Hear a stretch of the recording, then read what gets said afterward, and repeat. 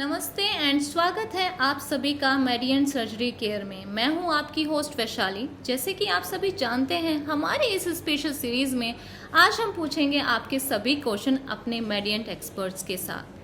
आज हम बात करने वाले हैं लाइपोमा के बारे में और इन सभी क्वेश्चंस के आंसर देने के लिए आज हमारे साथ जुड़ने वाले हैं दिल्ली एनसीआर के फेमस प्लास्टिक सर्जन, जिन्होंने अपने 12 इयर्स के एक्सपीरियंस में 10,000 प्लस सर्जरीज करके पेशेंट को एक न्यू लाइफ दी है।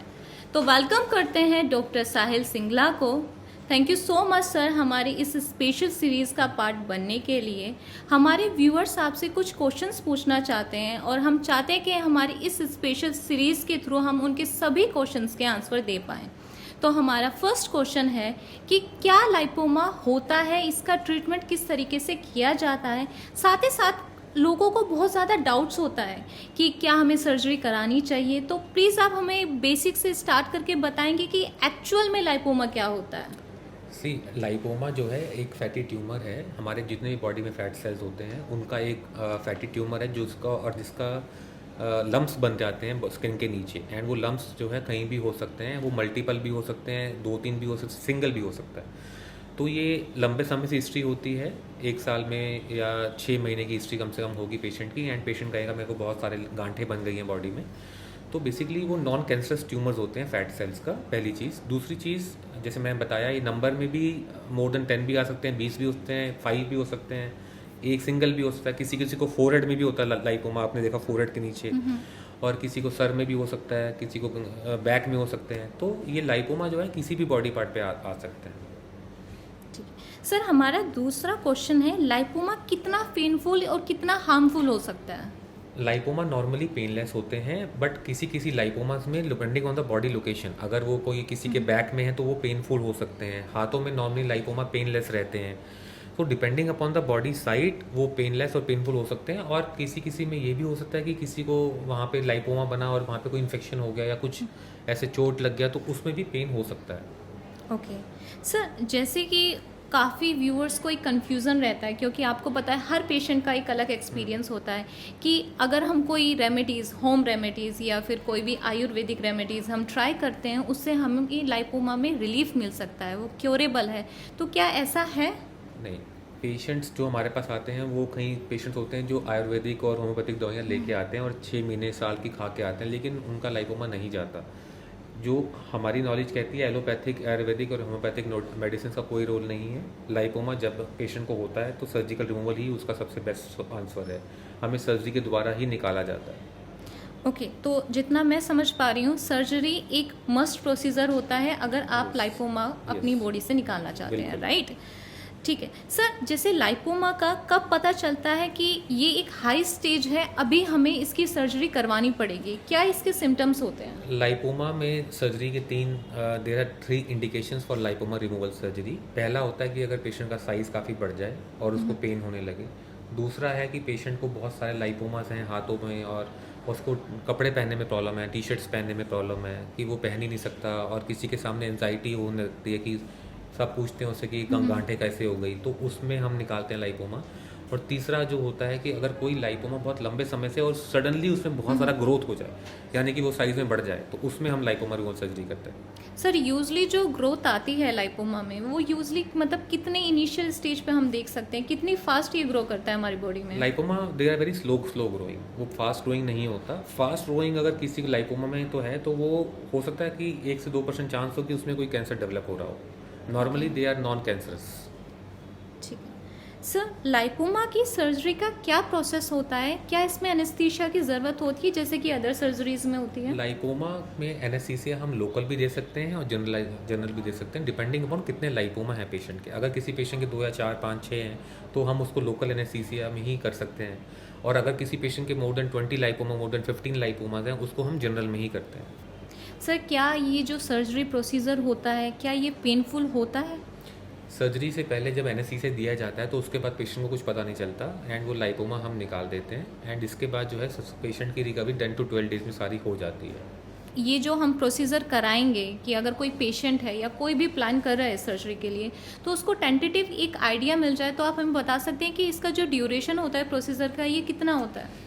नॉर्मली ड्यूरेशन रेंज करता है, वेरी करता है नंबर ऑफ़ लाइपोमा में। अगर किसी के लाइपोमा लेस देन 10 है तो लेस देन 1 आवर लगता है। अगर लाइपोमा का नंबर बहुत ज़्यादा है, किसी को 40-50 भी होते हैं, किसी को 100 भी होते हैं, तो उसमें ड्यूरेशन काफ़ी बढ़ जाता है depending upon the number of lipoma. And sir, जैसे कि हमने कोई सर्जरी करा ली है इसके लिए, कितने भी हमारे मतलब लाइपोमा थे, 40 थे, 50 थे, लेकिन उसमें रिकवरी होने का जो प्रोसीजर होता है वो क्या रहता है, किस तरीके से रिकवरी होती है? रिकवरी जो है लगभग सबकी सेम ही रहती है। 2 वीक्स में सारा रिकवर हो जाता है। पेशेंट को इसमें कोई बेड रेस्ट नहीं करना आफ्टर सर्जरी। पेशेंट अपना काम पे जा सकते हैं। पेशेंट को बस ध्यान रखना है कि वो प्रॉपर मेडिसिन और जो हमने उनको इंस्ट्रक्शंस दिए हैं पोस्ट ऑपरेटिव केयर में, वो उनको प्रॉपर करनी है। एंड वो इसमें कुछ ऐसा बेड रेस्ट नहीं है। तो वो अपनी जो नॉर्मल लाइफ स्टाइल है नेक्स्ट डे से ही can go to work. Yes. Okay. And sir, जैसे कि हमने कोई सर्जरी करवाई है कि हमारे किसी पर्टिकुलर टारगेट एरिया पे, किसी के हैंड्स पे था, उसकी सर्जरी करा ली, तो क्या चांसेस हैं कि उसी एरिया पे फिर से ये लाइपोमा आ सकता है? सेम लोकेशन पे लाइपोमा नॉर्मली रीअकर नहीं होते, उसके अलग लोकेशन पे आ सकते हैं लाइपोमा। और इसका जो रीअकरेंस रेट है आफ्टर सर्जरी वो 5 to 10% केसेस में है। किसी पेशेंट की अगर फैमिली हिस्ट्री यानी कि उसके फादर मदर को है या कोई ग्रैंड फादर में भी था, तो उस पेशेंट में लाइपोमा की जो चांसेस हैं दोबारा होने के वो इंक्रीज़ हो जाते हैं। अगर किसी पेशेंट की फैमिली हिस्ट्री नहीं है तो उसमें लाइपोमा दोबारा आने के 5% चांस होते हैं। ओके। एंड सर, जैसे कि लाइपोमा के साथ साथ एक कंसर्न आता है कि अगर आपने उसको टाइम से ट्रीटमेंट नहीं कराया लाइपोमा का, देन वो कैंसरस हो सकता है, राइट? इन दैट टर्म्स आप ये हमें समझने के लिए हेल्प करेंगे कि क्या स्टेजेस इसकी होती हैं कि जिसमें हमारे पास एक हाई अलर्ट होता है कि अभी this is the high stage, आप ये ट्रीटमेंट करा अगर लीजिए। किसी को बहुत लंबे समय से लाइपोमा है और वो वैसे बहुत स्लो ग्रो कर रहे थे and suddenly with in 1 month उनका बहुत साइज इंक्रीज हो गया मैसिव, तो उस केस में कैंसरस ग्रोथ हो सकती है, अदरवाइज नॉट।